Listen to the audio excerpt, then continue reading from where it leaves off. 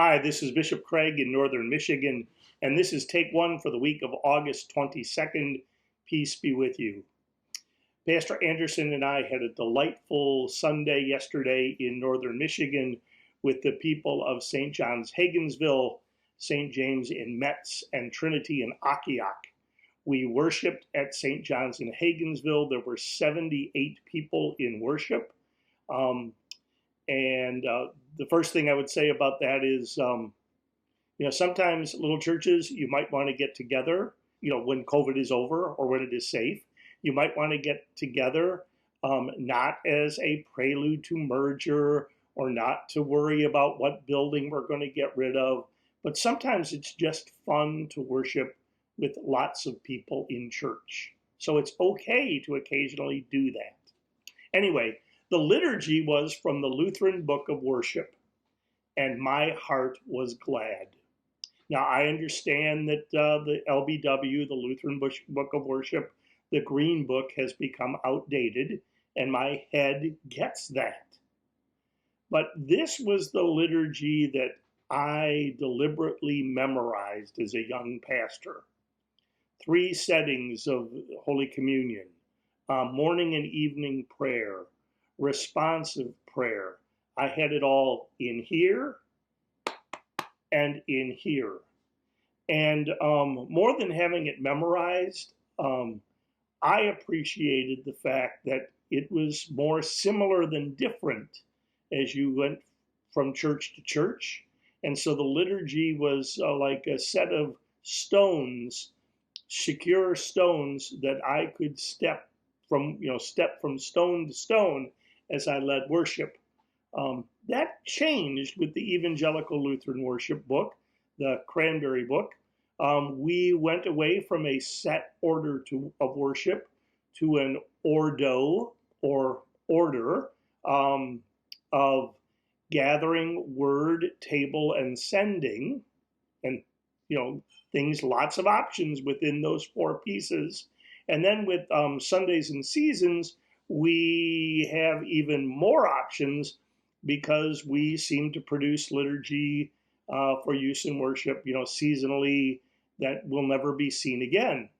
And so rather than memorize liturgy that I will use for years, as I did with the Lutheran Book of Worship, I sometimes find myself that I'm memorizing liturgy to lead worship that I will never use again because it's from Sundays and seasons, or some pastor wrote it up, last Wednesday for Sunday. And rather than stepping securely from stone to stone, stepping stone to stepping stone, it's almost difficult to worry. And as I lead worship, am I going to get the words wrong?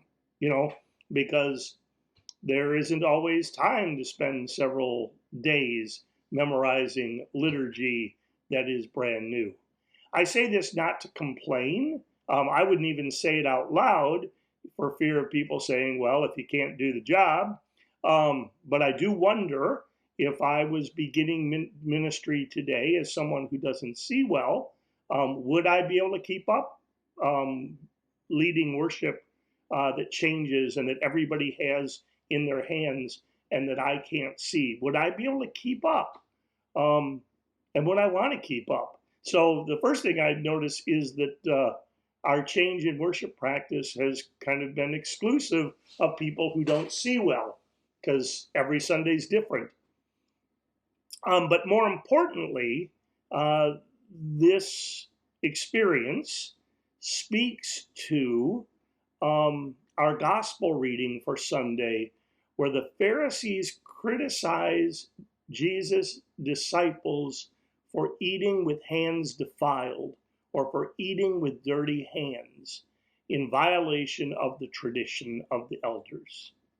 And I'm a little sympathetic to the Pharisees because I find this week, I've been set up to really appreciate and miss the tradition of the Lutheran Book of Worship. I get why it changed here, but I miss it here. And we all have those traditions that we understand why they may need to change in our heads, but we grieve them in our hearts, even when the tradition that we're clinging to is change. It's innovation. It's the fact that we have no rules and we can do whatever we want, or so it seems. That's what we're going to be grappling with coming out of the pandemic, is we had a lot of freedom during the pandemic, and eventually we will get some regularity and regulation again. And some people will not want that. They will resist that. So human beings are traditional folk. It's in us, and it's okay to love tradition. So what's with Jesus kind of criticizing the Pharisees for their love of tradition? Well, I would advise that before we all run out and say Jesus is throwing out all tradition, we run to Deuteronomy, which is the first reading paired with this gospel, in which the command is, you shall not add anything to what I have commanded you this day, or take away anything from it, but you shall observe the Lord your God, the commandments of the Lord your God with which I have charged you. So Deuteronomy is set up in the lectionary to balance. And so we live with the tension between keeping the tradition and throwing the tradition out, which is where the church has been for a while. And what Jesus is saying is the problem is not the tradition. The problem is when we use the tradition to condemn and to exclude others. And so, or to dismiss others. You know, they don't do this, so they don't count.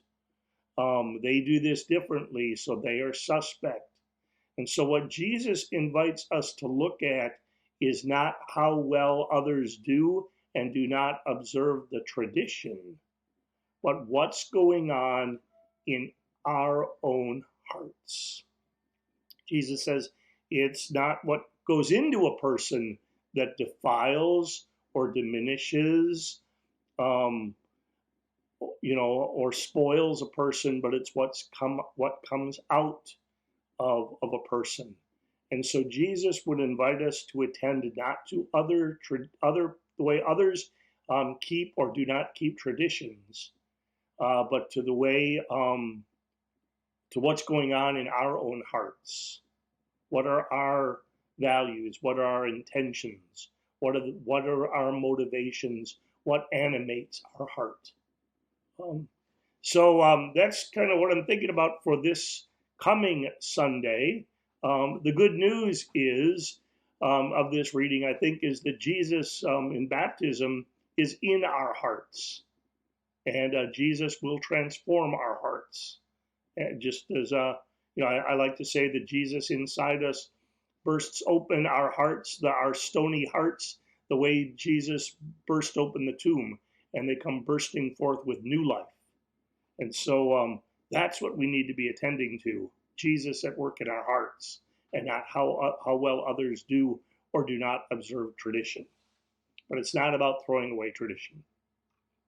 So that's what I'm thinking about on Monday, because I will be preaching the recorded sermon for Sunday. And so you can watch what I come up with on the YouTube. Pastor Sprang is preaching at Christ Lutheran Church Sudanese in Wyoming. So I am glad, and he is glad, to be reunited with those brothers and sisters. So we look forward to that. And the big news of the whole week is that Pastor Anderson is on vacation. So she began a vacation at 4 o'clock yesterday when she dropped me off after church. And she will be on vacation until the 1st of September. And my goal is that Pastor Roseanne turn off her computer, or at least her email. And I've already told her to turn off her phone, and that she gets off the grid, as they say, from synod work. So if you have a need of something that Pastor Anderson would provide, I would suggest 3 things. You can reach out to her and understand that she won't get back to you till September 1st. You can reach out to me, because all this stuff is getting routed through me, and I'll be watching email, and I'll be watching my phone. Phone always works better, and I'll get back to you. or if you choose to reach out through another member of the staff, that's fine. But just build into your needs some patience, because that member of the staff will need to get a hold of me, and we'll need to work it out. And then I'll need that other person, I'll need to get back to the other person on the staff, and then they will get back to you. So build some time into what you need. I'll be giving this speech again in 2 weeks about how to deal with absent staff members, because we are excited that Pastor Sprang on September 7th will begin a sabbatical for 3 months. The stars have aligned so that the synod sabbatical and the church-wide sabbatical are the same. So David will definitely get time off, or it will be his fault. So he also will be away from synod and church-wide email, and he also will be turning off, I hope, his synod phone. And so, again, stuff will be routed through me. So for me this week, I think I have Zoom calls, Living Water Ministries, and staff meeting, and the Conference of Bishops, and a couple of other Zoom meetings that are not at the top of my head right now. So I will be doing Zoom meetings. And if my sermon gets preached by Tuesday, which is my plan, and forwarded to Director of Communications Chelsea, I'm hoping that next weekend will be a quiet weekend, and I will get to sit by the water. That's my plan. Summer is flying. Summer is fleeting, isn't it? So I really hope that before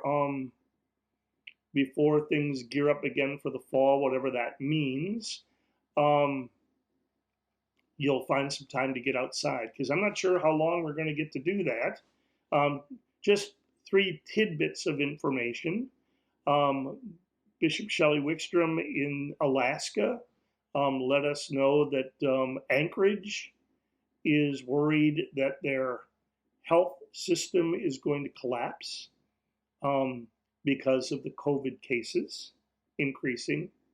The Academy of Homiletics, which is the professional guild of teachers of preaching, of which I am a member, announced today that the meeting for December, which was supposed to be in Chicago, will be online.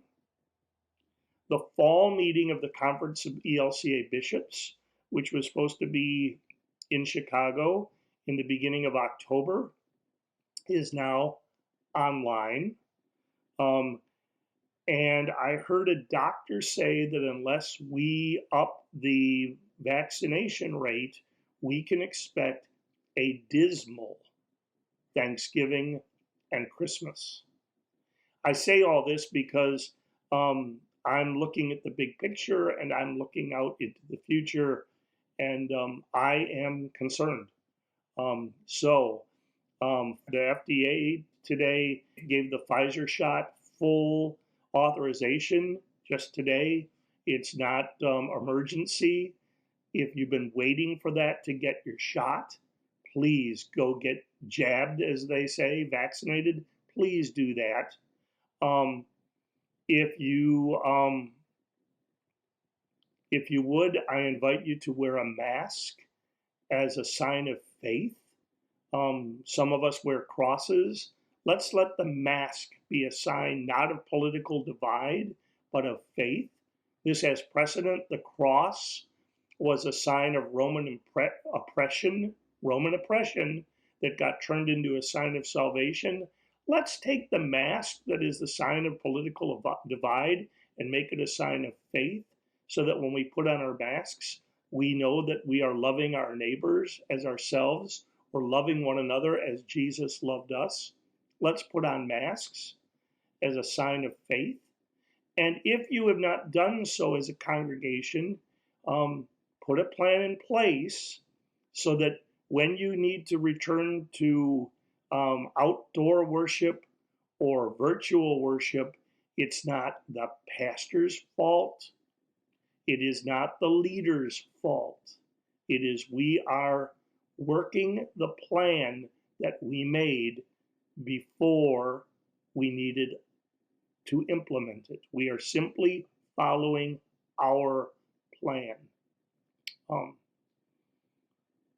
Yeah, I did not think we would be talking about COVID in this way in August. I thought we were getting better, and I think many of us shared that feeling, but it's not going to be that way. So we need to wrap our minds around that.